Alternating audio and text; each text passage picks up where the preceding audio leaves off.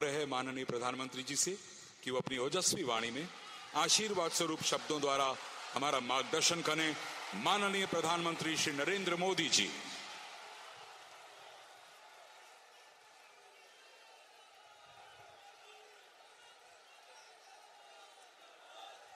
जोहार।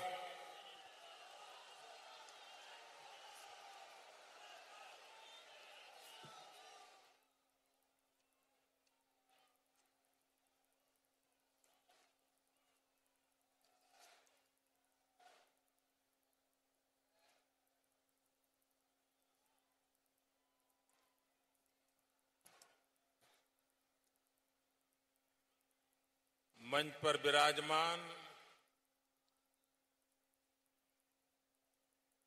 झारखंड के राज्यपाल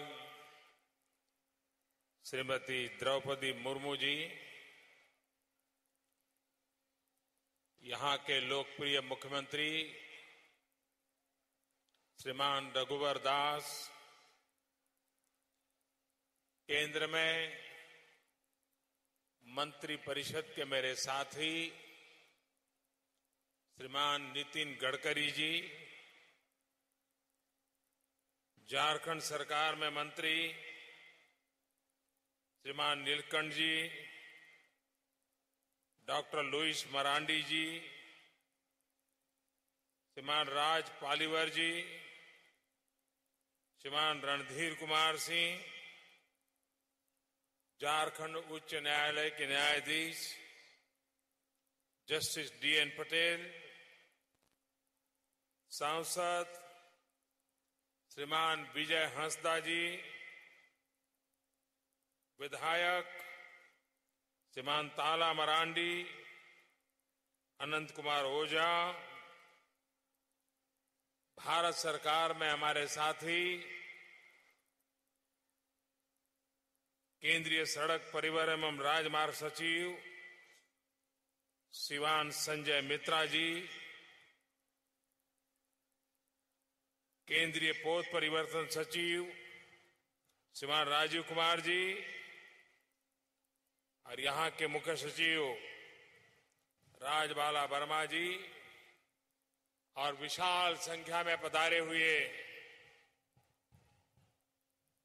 झारखंड के मेरे प्यारे भाई और बहनों, जोहार,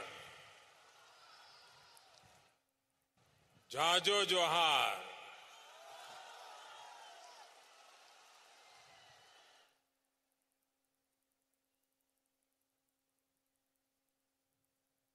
सांताल हुन रेन बीर सिदो कानू तिकिनाक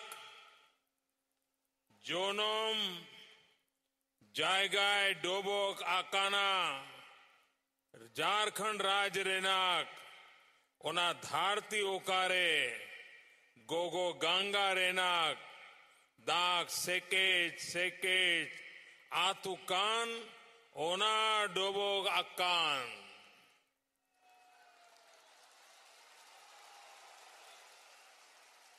नोडे सोहोर सेटरा खान गोगो बाबा आ बोया मिशेगा जोतो कोगिया जोहारा पेकाना।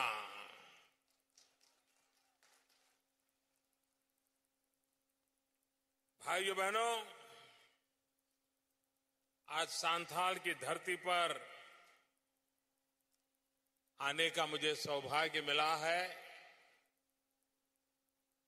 भगवान बिरसा मुंडा,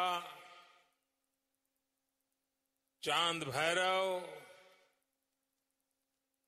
नीलांबर पीतांबर जैसे वीर सपूतों की ये धरती, इस धरती को मैं नमन करता हूं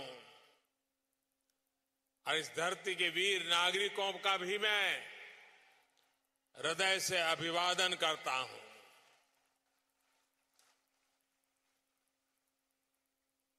आज झारखंड में साहबगंज की धरती पर एक साथ सप्तधारा विकास की योजनाओं का शुभारंभ हो रहा है।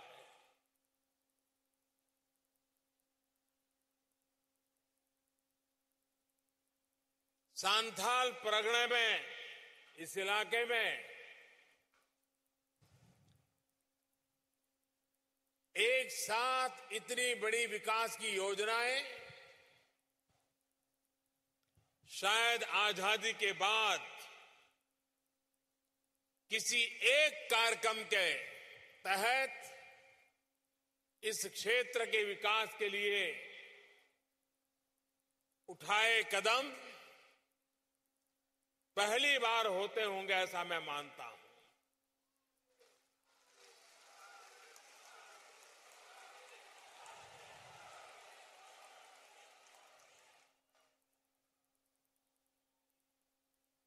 ये पूरे सांथाल इलाके का अगर भला करना है, यहां की समस्याओं का समाधान करना है, यहां के गरीब से गरीब मेरे आदिवासी भाई बहन, मेरे पिछड़े भाई बहन, अगर इनकी जिंदगी में बदलाव लाना है तो उसका एक ही उपाय है, और वो उपाय है विकास। जितना तेज गति से हम विकास यहां करेंगे, यहां के जन सामान्य की जिंदगी बदलने में हम सफल होंगे। आज एक बहुत बड़ा महत्वपूर्ण कार्यक्रम जो झारखंड और बिहार को जोड़ रहा है,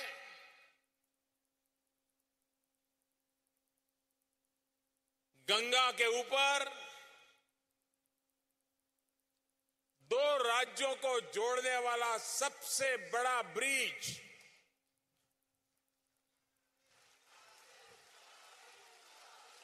2200 करोड़ रुपयों से ज्यादा लागत,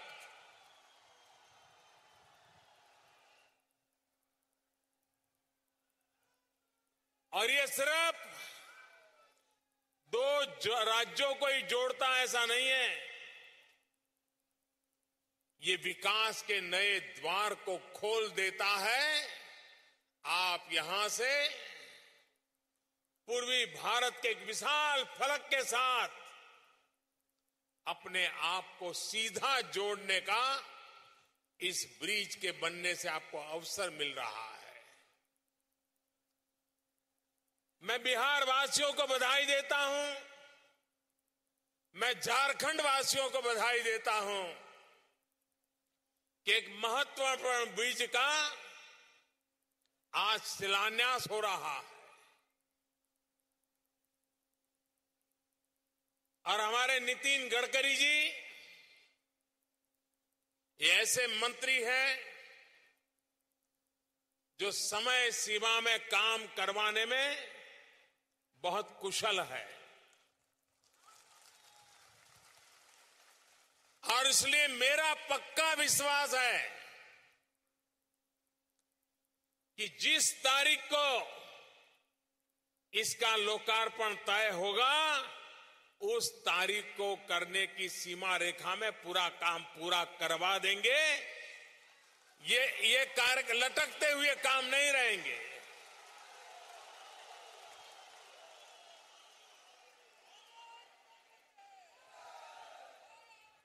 आप कल्पना कर सकते हैं इस इलाके के कितने नौजवानों को रोजगार मिलेगा, और अपने ही जनपद में शाम को अगर घर लौट के जाना है तो आसानी से जा सके, वहां उनका रोजगार भी होगा। उसके साथ साथ ये काम ऐसा है कि उनका स्किल डेवलपमेंट भी होगा। एक नई हुनर, एक नई महारत जब 2-2.5 साल तक लगातार एक प्रोजेक्ट में लगते हैं तो किसी इंजीनियर से भी ज्यादा काम करने की ताकत उसके अंदर आ जाती है। इस इलाके में इस प्रोजेक्ट के कारण हजारों परिवार के नौजवान ऐसी ताकत प्राप्त करेंगे जो आने वाले दिनों में झारखंड हो, बिहार हो, हिंदुस्तान का और कोई इलाका हो, वहां भी अगर कोई ऐसे प्रोजेक्ट आते हैं तो इस इलाके के नौजवानों की पहली पसंद होगी और लोग उनको ज्यादा पैसे देकर के अपने यहां काम के लिए ले जाएंगे। ये ताकत इसमें से पैदा होने वाली है। और इस सारे प्रोजेक्ट में सबसे बड़ी जो ताकत है ये मानव शक्ति का सुयोजित रूप से स्किल डेवलपमेंट करके विकास करना। मैं यहां के नौजवानों को शुभकामनाएं देता हूं। ये आपके आंगन में शुभ अवसर आया है। आप भी मन में ठान लीजिए, मेहनत भी करनी है और अपनी क्षमता भी बढ़ानी है। और एक बार क्षमता बढ़ गई तो दुनिया आपको पूछती हुई चली आएगी कि यहां जो अनुभवी नौजवान है उनकी हमें जरूरत है। ये बदलाव आने वाला है। आज मुझे यहां एक दूसरे कार्यक्रम का भी लोकार्पण का अवसर मिला है और वो है साहबगंज से गोविंदपुर तक सड़क का जो निर्माण हुआ है इसका लोकार्पण हो रहा है। पहले कभी यहां से गोविंदपुर जाना होता तो 10 घंटे, 12 घंटे, 14 घंटे लग जाते। अब ये जो नया रोड बना है 5-7 घंटे में आप गोविंदपुर पहुंच सकते हैं। कितनी बड़ी गति आई है आपके जीवन में इसके कारण, कितना बड़ा बदलाव आया है। और ये सिर्फ सड़क नहीं है, पूरे सांथाल इलाके को बीच से निकलने वाली ये सिर्फ सड़क नहीं है, ये पूरे सांथाल के इलाके के गरीब से गरीब नागरिक के जीवन में विकास का एक नया रास्ता खोल रही है, विकास की एक नई दिशा खोल रही है, विकास का एक नया लक्ष्य नजदीक ला करके रख रही है। और इसलिए सड़कें बहुत बनती हैं, यातायात के लिए काम आती है, लेकिन ये सड़क उन सड़कों में से नहीं है। वो सिर्फ जाने आने का काम नहीं, ये विकास की ओर बढ़ने का एक रास्ता बन रहा है और जो पूरे सांथाल इलाके की शक्ल सूरत को बदल देगा, ये मेरा पक्का विश्वास है। भाइयों बहनों, नदी को हम मां कहते हैं और मां हमें सब कुछ देती है, लेकिन कभी कभी ऐसी भी कहावत कही जाती है कि मांगे बिना मां भी नहीं परोसती है। गंगा मां सदियों से इस पूरे क्षेत्र को नवपल्लवित करती रही है, ये जीवन धारा के रूप में बह रही है। लेकिन बदलते युग में ये मां गंगा हमारे जीवन को एक नई ताकत भी दे सकती है। 21वीं सदी के विश्व में ये मां गंगा झारखंड को दुनिया से सीधा सीधा जोड़ने की दिशा में हम आगे बढ़ना चाहते हैं। क्या कभी आपने कल्पना की थी समुद्री तट के जो शहर होते हैं, राज्य होते हैं, वे तो अपने आप दुनिया से जुड़ जाते हैं, लेकिन लैंडलॉक इलाका झारखंड जैसा इलाका जहां निकट में कहीं समंदर नहीं है, क्या वह भी विश्व के साथ जुड़ सकता है? जिस प्रोजेक्ट को लेकर के हमारे नितिन गडकरी जी काम कर रहे हैं और बड़े मनोयोग से कर रहे हैं, और उससे सबसे बड़ा काम होने वाला है, ये प्रोजेक्ट जब पूरा होगा तो ये झारखंड सीधा सीधा पूरी दुनिया के साथ जुड़ने की ताकत बन जाएगा। और वो प्रोजेक्ट है गंगा में मल्टी मॉडल टर्मिनल का शिलान्यास।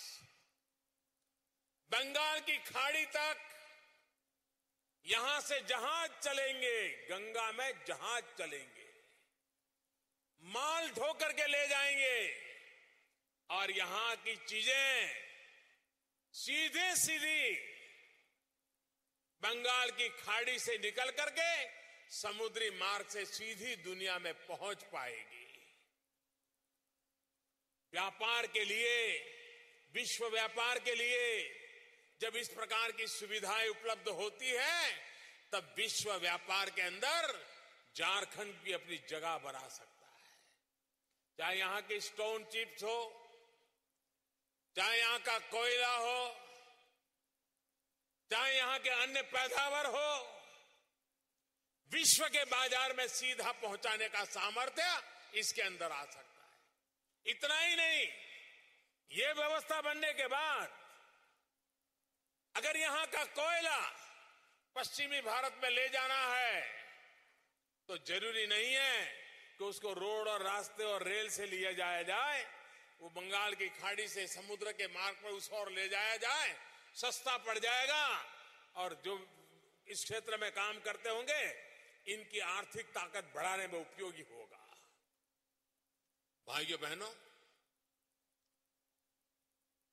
हमारे देश में हाईवे की चर्चा चिंता हुई। अटल बिहारी वाजपेयी की सरकार थी, तब हमारे देश के इंफ्रास्ट्रक्चर में दो महत्वपूर्ण ऐतिहासिक योगदान अटल जी की सरकार के इंफ्रास्ट्रक्चर के क्षेत्र के दो मैं कह रहा हूं, और तो सैकड़ों है। एक, उन्होंने पूरे हिंदुस्तान को स्वर्णिम चतुष्क से जोड़ करके इंफ्रास्ट्रक्चर को आधुनिक रूप देने का एक सफल प्रयोग किया, पूरा किया।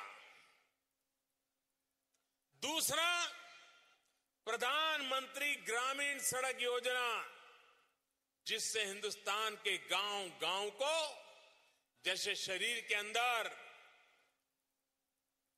अलग अलग शिरा और धमनियां होती हैं, वैसे प्रधानमंत्री ग्रामीण सड़क के द्वारा रास्तों का पूरा नेटवर्क खड़ा करने का बीड़ा उठाया। बहुत बड़ा काम उनके कार्यकाल में हुआ। बाद में भी जो सरकारें आई उस कार्यक्रम को चला रही है, ये वाजपेयी जी का दूसरा योगदान था। भाइयों बहनों, हमने इंफ्रास्ट्रक्चर की बात आती है तो रोड और रास्तों की चिंता चर्चा की, हाईवेज बनाए,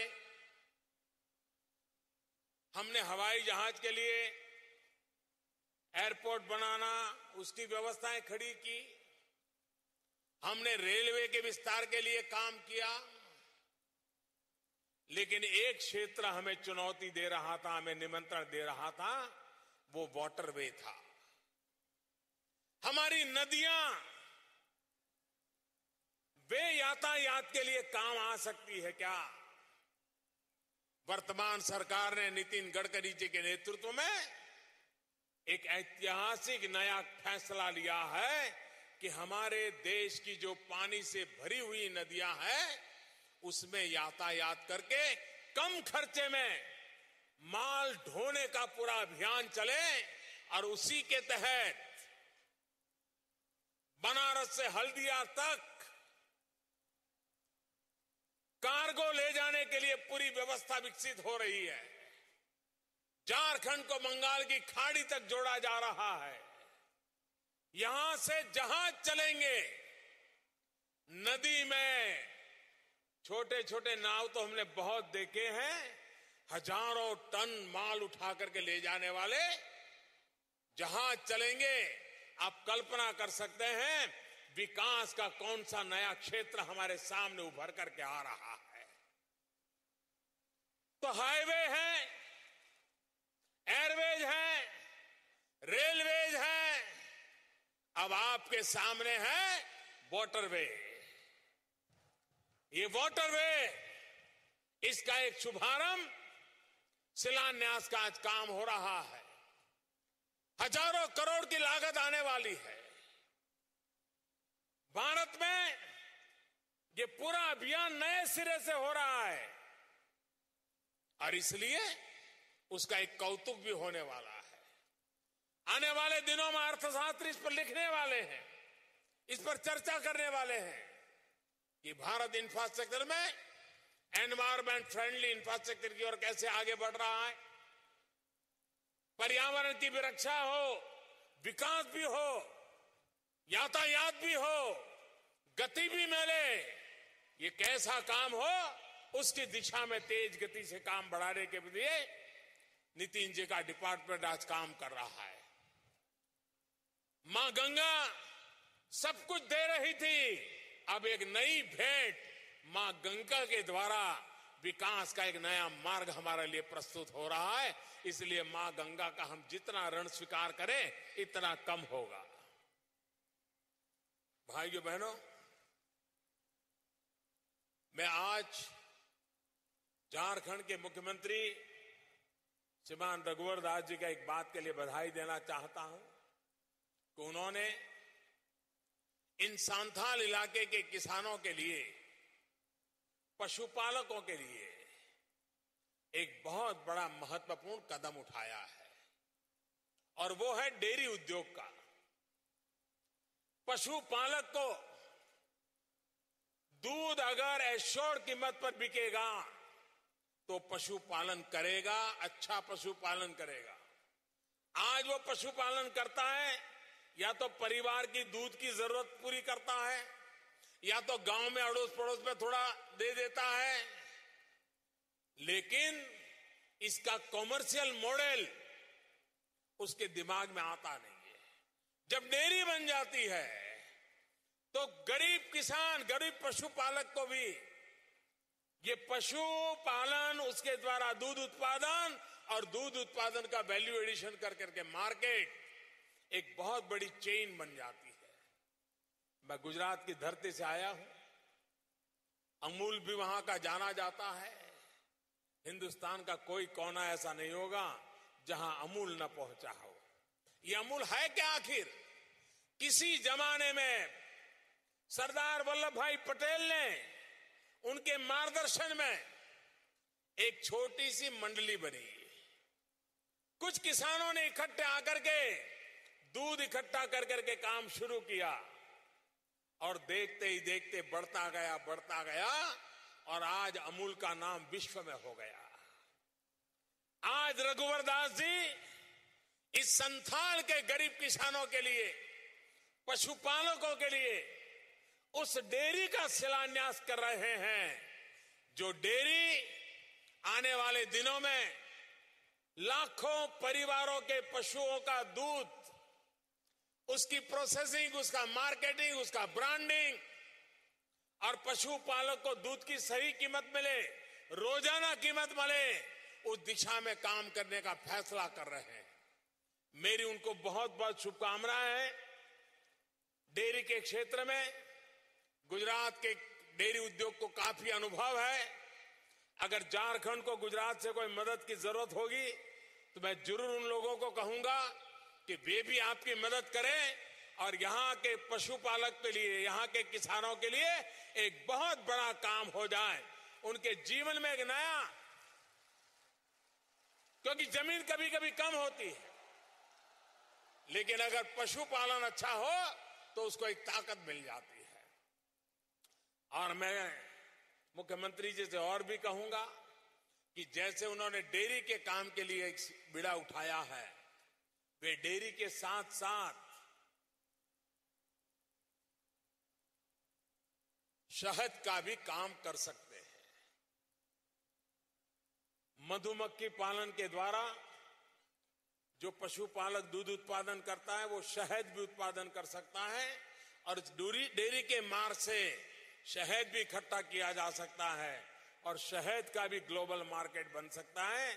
हमारा किसान दूध से भी कमा सकता है, शहद से भी कमा सकता है और खेत की पैदावार से भी कमा सकता है। 12 महीना उसकी कमाई का उसमें गारंटी बन जाता है। मुझे विश्वास है कि रघुवर दास जी ने बड़ी दीर्घ दृष्टि के साथ, आज भले वो छोटा लगे काम, सरदार वल्लभ भाई ने जब प्रेरणा देकर के काम करवाया था बहुत छोटा लगता था, लेकिन वो काम आज दुनिया में मशहूर हो गया।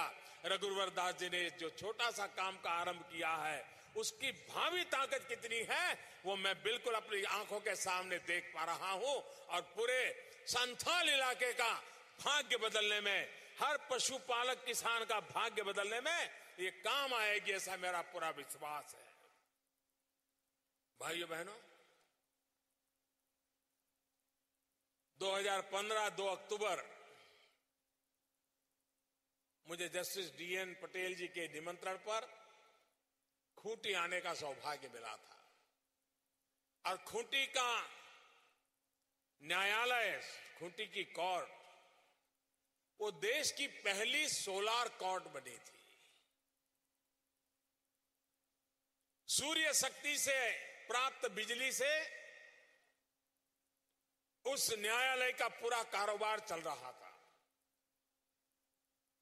आज मुझे खुशी है कि फिर से एक बार साहबगंज में एक सरकारी व्यवस्था का परिसर और दूसरा न्यायालय, दोनों पूर्ण रूप से सूर्य शक्ति से चलने वाले इकाइयां बन रही हैं। मैं इसके लिए जस्टिस DN पटेल और उनकी पूरी टीम को बधाई देता हूं और झारखंड सरकार को भी बधाई देता हूं कि उन्होंने सूर्य शक्ति को बढ़ावा दिया है। रूफटॉप सोलर एनर्जी का काम जो उन्होंने उठाया है, करीब करीब 4500 किलोवाट सूर्य ऊर्जा उन्होंने इंस्टॉल करने का काम सफलतापूर्वक पूरा कर दिया है। अगर हमें हमारे जंगल बचाने हैं, हमारी भावी पीढ़ी को कुछ दे के जाना है, तो हमें हमारे पर्यावरण की रक्षा करनी होगी। और ऊर्जा का अगर कोई उत्तम स्रोत है जो हमें सहज उपलब्ध है, वो है सोलर एनर्जी, सूर्य शक्ति। और उस सूर्य शक्ति की दिशा में आज भारत एक तेज गति से आगे बढ़ रहा है। भारत ने सपना देखा है 175 गीगावाट रिन्यूएबल एनर्जी का, उसमें 100 गीगावाट सोलर एनर्जी का। हिंदुस्तान के हर कोने में सूर्य शक्ति से ऊर्जा मिले, इस पर बल दिया जा रहा है। आज हमें जो विदेशों से एनर्जी खरीदनी पड़ती है, उसमें बहुत बड़ी बचत होगी। वो पैसे गरीब के काम आएंगे। आज पर्यावरण को जो नुकसान होता है, उसमें से हमें राहत मिलेगी। और सूर्य शक्ति की दिशा में एक जमाना था, सूर्य शक्ति की 1 यूनिट ऊर्जा की कीमत 19 रुपया लगती थी। लेकिन भारत ने जिस प्रकार से अभियान चलाया, आज स्थिति आ गई है कि कोयले से भी सूर्य शक्ति की ऊर्जा सस्ती मिलने लग गई है। अभी अभी जो टेंडर निकला वो सिर्फ 3 रुपये का निकला है, 2 रुपया 96 पैसे। यानी एक प्रकार से एक बार इन्वेस्टमेंट कॉस्ट लग गई, बाद में बिना कोई खर्चे हम बिजली प्राप्त कर सकते हैं। और भाइयों बहनों, 21वीं सदी में किसी भी नागरिक को अंधकार में जीने के लिए मजबूर नहीं किया जा सकता है। कई परिवार हैं जो आज भी घरों में बिजली का कनेक्शन नहीं ले रहे हैं। उनको लगता है क्या जरूरत है, समझा बुझाने के बाद लेते हैं। सरकार मुफ्त में कनेक्शन देती है तो भी कभी कभी लोग कुछ उदासीनता बरतते हैं। ऐसे परिवारों को बच्चों की पढ़ाई के लिए भारत सरकार ने बच्चे की पढ़ाई के लिए छोटा सा बैटरी, सोलार से चलने वाली छोटा बल्ब ऐसा टेबल पे लगा दे, जमीन पे लग करके पढ़ना चाहता है तो उससे पढ़ सकता है। इन लाखों ऐसे गरीब परिवारों को देने की दिशा में एक बहुत बड़ा बीड़ा उठाया है। हमारा किसान जहां जमीन से पानी निकाल करके खेती करता है, उसको बिजली महंगी पड़ती है। अब सोलार पंप हम लगा रहे हैं। किसान सोलार पंप से जमीन से पानी निकालेगा, सूर्य से जमीन बैटरी भी चार्ज होती रहेगी, पानी भी निकलता रहेगा, खेत भी हरा भरा रहेगा। 2 फसल लेता है, 3 फसल लेने लग जाएगा। उसकी आय जो 2 गुना करनी है, उसमें ये सोलार पंप भी काम आने वाला है। एक बहुत बड़ा रिवॉल्यूशन का काम सूर्य ऊर्जा के क्षेत्र में भारत सरकार के द्वारा चल रहा है। झारखंड सरकार ने भी कंधे से कंधा मिलाकर के भारत सरकार के साथ चलने का बीड़ा उठाया है। सोलार एनर्जी को बल दे रहे हैं, रूफटॉप सोलार एनर्जी को प्रोजेक्ट को आगे बढ़ा रहे हैं। मैं इसके लिए भी झारखंड को बधाई देता हूं। और मैं देशवासियों से भी कहूंगा कि हम ऊर्जा के क्षेत्र में संवेदनशील बने, हम ऊर्जा के महत्व को समझे और भावी जीवन के रक्षा को भी समझे। अभी पूरे देश में एलईडी बल्ब का एक अभियान चल रहा है। अगर कोई सरकार अपने बजट में कह दे कि हम 10,000 करोड़ रुपया लगाते हैं और ये 10,000 करोड़ रुपया लोगों को बांट देंगे, तो वाहवाही हो जाएगी, तालियां बजेगी, अखबार में हेडलाइन छपेगी, वाह मोदी कितना अच्छा प्रधानमंत्री है, 10,000 करोड़ रुपया लोगों को बांटने वाला है। भाइयों बहनों, आप सबके सहयोग से हमने एक ऐसा काम किया है जो 10,000 करोड़ से भी ज्यादा आपकी जेब में पहुंचा रहा है, हिंदुस्तान के नागरिकों की जेब में पहुंचा रहा है। क्या किया? एलईडी बल्ब लगाइए, बिजली बचाइए, बिजली का बिल कम कीजिए और आपका किसी का साल का 250 बचेगा, किसी का साल का 1,000 बचेगा, किसी का साल का 2,000 रुपया बचेगा। वो गरीब बच्चों को दूध पिलाने के लिए काम आ जाएगा, गरीब बच्चों को कुछ शिक्षा दीक्षा देने के लिए काम आ जाएगा। हम जब सरकार में आए तब एलईडी बल्ब 350-400 रुपए में बिकता था।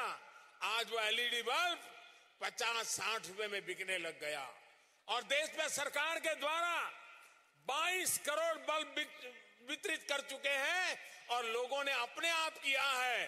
दोनों मिलाकर के करीब करीब 50 करोड़ नए एलईडी बल्ब लोगों के घरों में लग चुके हैं। और इससे जो बिजली की बचत हुई है वो करीब करीब 11,000 करोड़ रुपए से ज्यादा है। ये 11,000 करोड़ रुपया जो बिजली का वपराश करने वाले लोग हैं उनकी जेब में बचने वाला है। कितना बड़ा रिवॉल्यूशन आता है अगर हम छोटे से बदलाव से काम कर सकते हैं। तो बिजली बचाना, दूसरी तरफ सूर्य ऊर्जा का उपयोग करना, एक प्रकार से सस्ते से सस्ती बिजली की दिशा में जाना, तो एक 360 डिग्री जिसको कहे वैसा पूरा ऊर्जा का एक पूरा नेटवर्क बना करके काम आज सरकार कर रही है और उसका भी आपको लाभ मिलेगा। मैं आज मेरे सामने यहां नौजवान देख रहा हूं, उनके सर पर टोपी है, टोपी पे फीले फूल लगे हुए हैं, बड़े शानदार दिख रहे हैं। ये हमारे आदिम जाति के बच्चे हैं, ये पहाड़िया समाज के बच्चे हैं। उनके परिवार में अभी तक किसी को सरकार के अंदर काम करने का सौभाग्य नहीं मिला है। सब लोग ताली बजा करके इनका अभिनंदन कीजिए।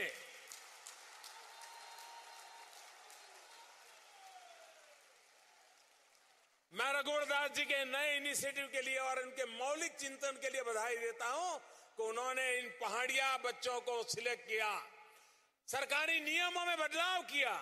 उनकी ऊंचाई कम थी तो उसको भी कॉम्प्रोमाइज किया, उनकी पढ़ाई कम थी उसमें भी कॉम्प्रोमाइज किया और उनको ट्रेनिंग देकर के आपकी सुरक्षा के काम में लगाया। वो एक प्रकार से सरकार बन गए हैं। भाइयों बहनों, हिंदुस्तान के आखिरी छोर पर बैठे हुए जो लोगों की गिनती होती है, इसमें ये मेरे पहाड़िया बेटे हैं, ये पहाड़िया बेटियां हैं। आज वो मुख्य धारा में आ रही है, विकास की मुख्य धारा में जुड़ रही है। और मैं देख रहा था वो बेटियां जब अपना सर्टिफिकेट लेने आई थी, उनका आने का तरीका, उनका सैल्यूट करने का तरीका, उनका अपना मेरे सवालों के जवाब देने का तरीका, उनका कॉन्फिडेंस देख करके मुझे लग रहा है ये हमारी शान और शौकत बन जाएंगे। ये पहाड़िया बिरादरी के मेरे साथी, ये सारे मेरे नौजवान ये झारखंड के भाग्य को सुरक्षा देने वाली एक नई ताकत बन जाएंगे।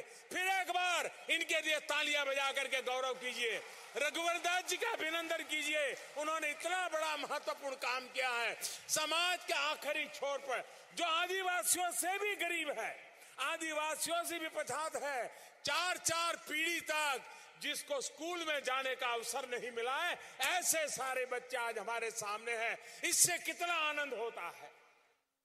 आज जीवन धन्य हो गया इन बालकों को देखते हुए, और यही मेरा नए भारत का नींव बनने वाली है। भाइयों बहनों, यही मेरा न्यू इंडिया है। देश का गरीब से गरीब भारत की विकास यात्रा में जुड़ जाएगा, इसका ये उदाहरण है। भाइयों बहनों, कुछ महिलाएं आज मंच पे आई थी।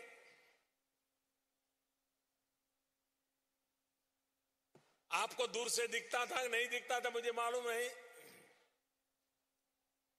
झारखंड सरकार की तरफ से मैं उनको मोबाइल फोन दे रहा था और मैं देख रहा था कि वे मुझे मेरे सब सवालों के सही जवाब दे रहे थे। उनको मालूम था ऐप क्या होती है, भीम ऐप क्या है, ऐप कैसे डाउनलोड होती है, इसके आर्थिक कारोबार इस मोबाइल फोन से कैसे हो, सब मालूम था उनको। मुझे इतनी खुशी हुई। जो संसद में हमारे साथी हैं वो कभी कभी कहते हैं कि भारत के गरीब को मोबाइल फोन कहां आएगा, कहां सीखेगा, कहां चलाएगा। मैं जरूर संसद में मेरे साथियों को मिलूंगा, तब कहूंगा कि मैं हिंदुस्तान में अति पिछड़ा इलाका संथाल में गया था और वहां की मेरी आदिवासी बहनें मोबाइल फोन का क्या उपयोग हो सकता है वो मुझे सिखा रही थी। ये रिवॉल्यूशन है, ये डिजिटल इंडिया का रिवॉल्यूशन है, ये लेस कैश सोसाइटी का रिवॉल्यूशन है। और नोटबंदी के बाद हर किसी को लग रहा है कि अब हम अपने मोबाइल फोन से, अपने मोबाइल फोन को ही अपनी बैंक बना सकते हैं। छोटे छोटे सखी मंडल, उनका कारोबार, उनके बीच में एक मुखिया बहन, उसके हाथ में मोबाइल फोन और मोबाइल फोन बैंक से जुड़ा हुआ, मोबाइल फोन अपने ग्राहकों से जुड़ा हुआ, एक पूरा नया रिवॉल्यूशन इस पहल से आ रहा है। मैं इस संथाल इलाके की सखी मंडल की बहनों को बधाई देता हूं। मेरा बहुत पुराना एक अनुभव है। वो अनुभव मुझे आज भी प्रेरणा देता है। मैं जब गुजरात में मुख्यमंत्री था तो दक्षिणी गुजरात में आदिवासी बस्ती के बीच में एक कपराड़ा करके सुदूर इलाका है। अब मैं मुख्यमंत्री था लेकिन मेरा वहां जाना होता नहीं था, क्योंकि उस इलाके में ऐसे कोई अवसर नहीं आता था। सभा करनी है तो मैदान भी नहीं था, पूरा जंगल ही जंगल था, और एक घर यहां तो दूसरा घर 2 मील दूर तो तीसरा घर 3 मील दूर। मैंने तय किया नहीं, मुझे जाना है। वहां हमने एक डेयरी का छोटा सा काम शुरू किया, एक चिलिंग सेंटर बनाया, जो दूध ठंडा लेकर के दूध ठंडा करने की व्यवस्था होती है। डेयरी में ले जाने से पहले थोड़ी देर जहां 2, 3, 4 घंटे दूध रखना हो तो वहां रखते हैं। छोटा सा प्रोजेक्ट होता है, 25-50 लाख रुपए में तैयार हो जाता है। मैंने कहा मैं उस प्रोजेक्ट के लिए आऊंगा, तो हमारे सब लोग नाराज हो गए कि साहब मुख्यमंत्री 25 लाख के कार्यक्रम में जाएंगे। मैंने कहा मैं जाऊंगा, मुझे जाना है। तो मैं गया। अब वो जगह ऐसी थी, जनसभा तो हो नहीं सकती। जनसभा 3-4 किलोमीटर दूर है, स्कूल के मैदान में थी। लेकिन उन्होंने दूध भरने के लिए जो महिलाएं आती हैं, वो अपने बर्तन में दूध लेकर के आई हुई थी। वो चिलिंग सेंटर पे आई थी, दूध वगैरह भरने का कार्यक्रम हो गया। और बाद में ने देखा कि वो महिलाओं ने अपना जो बर्तन था बाजू में रख दिया था, और वो मोबाइल फोन से मेरी फोटो ले रही थी। करीब करीब 30 महिलाएं थी, हर एक के हाथ में मोबाइल था, और वो भी फोटो निकालने वाला मोबाइल था। वो फोटो निकाल रही थी। तो मैं उनके पास चला गया। मेरे लिए बड़ा अजूबा था, इतने बैकवर्ड इलाके में आदिवासी महिलाएं दूध भरने के लिए आई हैं, गांव में किसान है। तो मैंने जाकर के पूछा आप क्या कर रही है? तो बोले आपका फोटो निकाल रहे हैं। तो मैंने कहा फोटो निकाल के क्या करोगी? तो बोले इसको हम डाउनलोड करवाएंगे। मैं हैरान था उनके मुंह से डाउनलोड शब्द सुन करके। कभी कभी बड़े बड़े लोगों को भी पता नहीं होता है कि भारत के सामान्य मानवी में विज्ञान, टेक्नोलॉजी, आधुनिकता पकड़ने की ताकत कितनी बड़ी होती है। और मैंने आज यहां दोबारा एक बार इन मेरी आदिवासी बहनों के पास देखा। उन्होंने कहा कि हम डिजिटल रिवॉल्यूशन की धारा बन जाएंगे, हम इस काम को करके रहेंगे।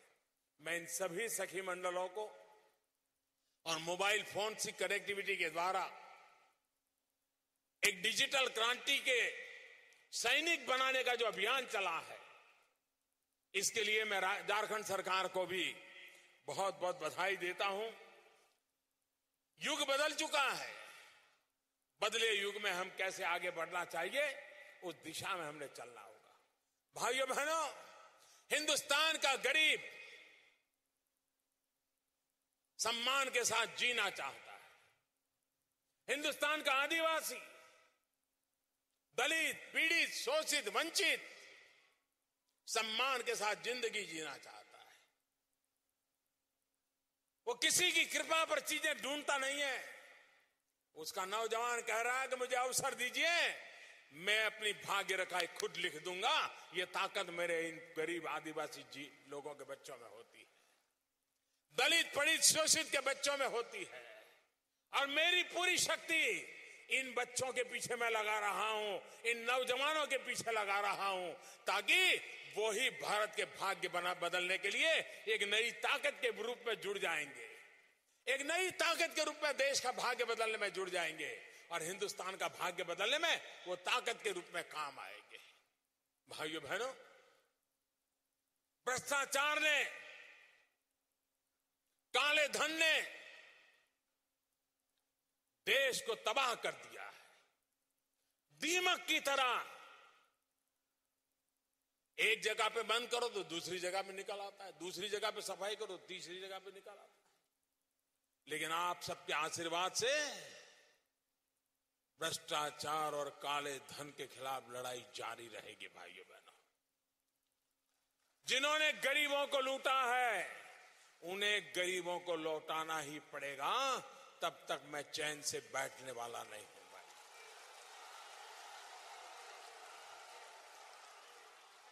एक के बाद एक कदम उठाता रहूंगा। और इसलिए भाइयों बहनों, आप जो मुझे आशीर्वाद दे रहे हैं, बेईमानदारी की लड़ाई के लिए आशीर्वाद है। नोटबंदी के बाद मुझे कुछ नौजवानों से बातचीत का अवसर मिला। पढ़े लिखे थे, धनी परिवार के थे।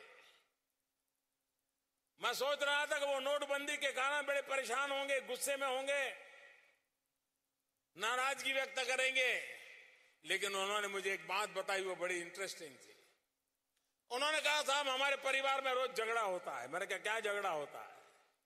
बोले, हमारे पिताजी को हम कहते हैं, पिताजी आपके जमाने में जो सरकार थी, नियम थे, टैक्सी जितने ज्यादा था, आपको चोरी करनी पड़ी होगी, की होगी, लेकिन अब देश में ईमानदारी का युग आया है और हम जो पीढ़ी के लोग हैं बेईमानी का कारोबार करना नहीं चाहते हैं। हम ईमानदारी से जीना चाहते हैं और ईमानदारी से आगे बढ़ना चाहते हैं। मेरे देश की युवा पीढ़ी में ईमानदारी का युग शुरू हुआ है।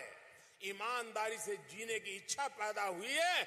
यही मेरे लिए शुभ संकेत है भाइयों, देश के लिए शुभ संकेत है। अगर देश का युवा एक बार मन बना ले कि मेरे पूर्वजों ने, मेरे माता पिता को, मेरे पिछले वालों ने जो करना पड़ा, अब हमें नहीं करना है।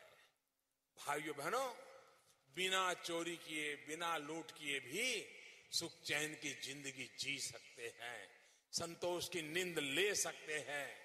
और इसलिए हमने एक ईमानदारी के युग की ओर देश को ले जाना है। 2022 भारत की आजादी के 75 साल होने वाले हैं। भाइयों बहनों, ये आजादी के 75 साल ये सिर्फ दीवार पर टंगे हुए कैलेंडर का विषय नहीं हो सकता है। ये आजादी के 75 साल कैलेंडर के एक बाद एक डेट बदल जाए और 2022 आ जाए, वो यात्रा नहीं है। आजादी के 75 साल का मतलब होता है देश की आजादी के लिए जान की बाजी लगाने वाले इसी धरती के बिरसा मुंडा से लेकर के अनगिनत लोग थे। भाई, क्यों अपने आप को खपा दिया था? आजाद भारत के सपने देखे थे उन्होंने और इसलिए अपने आप को खपा दिया था।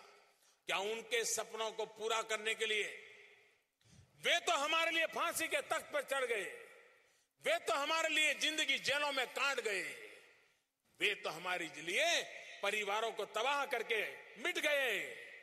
क्या हम उनके सपनों के लिए 5 साल, मैं ज्यादा नहीं कह रहा हूं दोस्तों, 5 साल 2022 तक जो भी करेंगे देश के लिए करेंगे।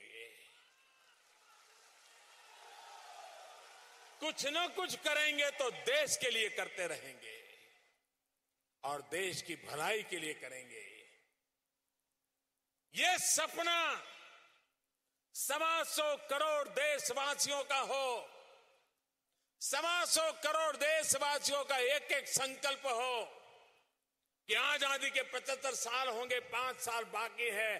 5 साल में मैं देश को, समाज को ये दे करके रहूंगा, अगर एक हिंदुस्तानी एक संकल्प लेकर के एक कदम आगे बढ़ता है, 2022 आते आते हिंदुस्तान 125 करोड़ कदम आगे बढ़ जाएगा। दोस्तों, ये ताकत है हमारी और इसलिए समय की मांग है कि हम अभी से सरकार में है तो सरकार में, विभाग में बैठे तो विभाग में, नगर पालिका में बैठे हैं तो नगर पालिका, नगर पंचायत तो नगर पंचायत, स्कूल है तो स्कूल में, गांव है तो गांव में, मोहल्ला है तो मोहल्ले में, जाति हो तो जाति में, परिवार में तो परिवार में, कोई न कोई संकल्प करे कि 2022 तक यहां पहुंच के ही रहना है, करके रहेंगे। अगर एक बार हर हिंदुस्तानी का एक सपना बन जाए तो 2022 में आजादी के लिए जान मिटाने वाले महापुरुषों को हम ऐसा हिंदुस्तान दे सकते हैं कि उनको एक बार तो संतोष होगा कि अब मेरा देश सही दिशा में चल पड़ा। जिस देश के लिए मैंने जिंदगी खपा दी थी वो मेरा देश आगे बढ़ चला, उस सपने को लेकर के आगे चलना है। इसी एक कामना के साथ मैं फिर एक बार झारखंड की धरती को नमन करता हूं, भगवान बिरसा मुंडा की धरती को नमन करता हूं। मैं इन पार्टियां नौजवानों को बहुत बहुत बधाई देता हूं। मैं झारखंड की जनता को शुभकामनाएं देता हूं।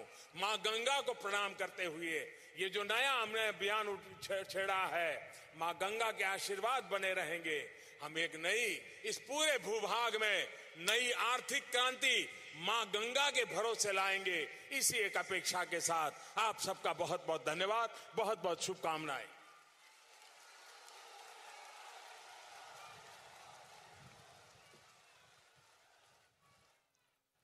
कोटि कोटि धन्यवाद।